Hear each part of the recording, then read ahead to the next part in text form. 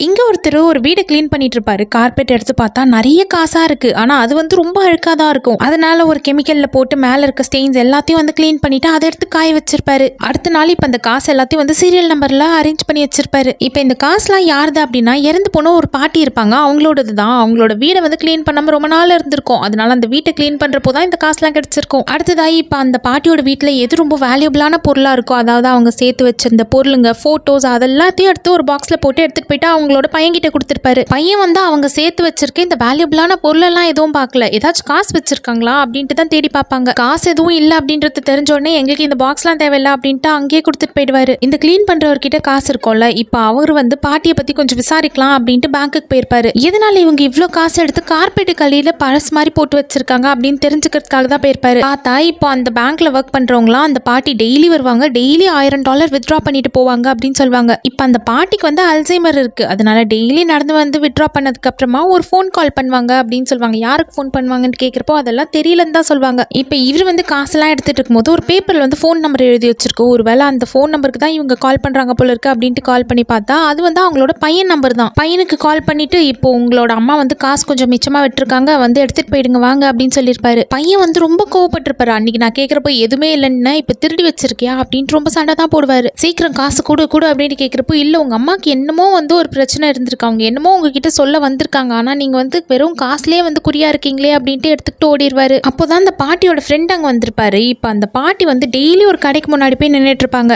ஒரு coat suit இருக்கும், பார்க்கும்போது ரொம்ப நல்லா இருக்கும். அதனால கண்டிப்பா இதை நம்ம பையனுக்கு வாங்கி கொடுக்கணும் அப்படின்ட்டு டெய்லி போயிட்டு காசை வித்ட்ரா பண்ணிட்டு அந்த மேட் கையில வச்சிருவாங்க. அடுத்த நாளே இவங்க ஏற்கனவே காசை வித்ட்ரா பண்ணிட்டாங்க அப்படின்றத மறந்து போயிட்டு மறுபடியும் அக்கௌண்ட்ல இருந்து காசு எடுத்துக்கிட்டே தான் வருவாங்க அவங்க பையனுக்காக கோட் வாங்குறதுக்கு. ஆனா பையன் வந்து கொஞ்சம் கூட அதெல்லாம் புரிஞ்சுக்கவே இல்லை. எனக்கு இந்த பொருள் எல்லாம் தேவையில்லை, எங்க அம்மாவோட பழைய திங்ஸ்லாம் வேண்டாம், காசை மட்டும் கொடுங்க அப்படின்னு தான் சொல்லிக்கிட்டு இருக்காரு. அந்த பாக்ஸ்ல வந்து ஒரு புது ட்ரெஸ் இருக்கும். அது என்ன ட்ரெஸ் அப்படின்னா, இப்போ உங்களோட பையன் வந்து ஃபர்ஸ்ட் சேலரி வாங்கினப்போ அவங்க அம்மாக்காக ஒரு ட்ரெஸ் வாங்கி கொடுத்திருப்பாரு. அதை அவங்க அம்மா வந்து ஞாபகமா இதை நான் போடக்கூட மாட்டேன், போட்டா பழசாயிடும் அப்படின்ட்டு நான் அப்படியே வச்சிருக்கேன்னு சொல்லுவாங்க. நீ இந்த ட்ரெஸ் எனக்கு வாங்கி கொடுத்துருக்கல, அதே மாதிரி உனக்கும் நான் எப்படியாச்சும் என்னைக்காவது ஒரு நாள் ஒரு கோட் சூட் வாங்கி கொடுத்துருவேன் அப்படின்னு சொல்லுவாங்க. வளர்ந்ததுக்கு அப்புறமா அல்சைமர் இருக்கிற அம்மாவை வந்து பார்த்துக்காம விட்டுட்டு தான் போயிடுவாரு. ஆனாலும் வந்து கடைசி நேரத்துல கூட பையனுக்கு ஒரு கோட் வாங்கி தரணும் அப்படின்றது தான் அவங்களோட கடைசி ஆசையே. காசுக்கு ஆசைப்பட்டுக்கிட்டு நம்ம அம்மாவை இப்படி விட்டுட்டோமே அப்படின்ட்டு இப்போ அவங்க போனதுக்கு அப்புறமா இவரும் ரொம்ப ஃபீல் பண்றாரு.